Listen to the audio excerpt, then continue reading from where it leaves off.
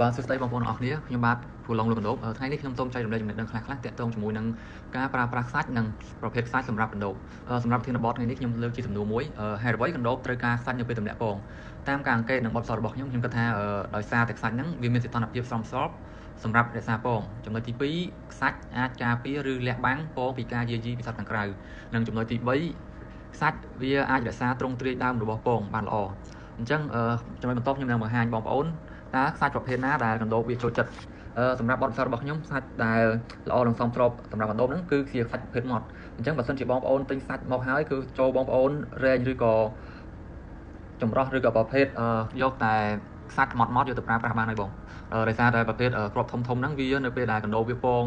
នេះមកវាអាចកន្លែងគ្រាប់ធំហ្នឹងវាអាចប៉ះពាល់ឬក៏អាចចោះនៅពងរបស់វាអញ្ចឹងក៏វាមិនសមស្របក្នុងលក្ខខណ្ឌកណ្ដូបពងដែរអរគុណបងប្អូនដែលតាមដានស្ដាប់វីដេអូនេះសូមចុច follow ដើម្បីទទួលបានវីដេអូពីការចិញ្ចឹមកណ្ដូបនៅវីដេអូក្រោយអរគុណច្រើន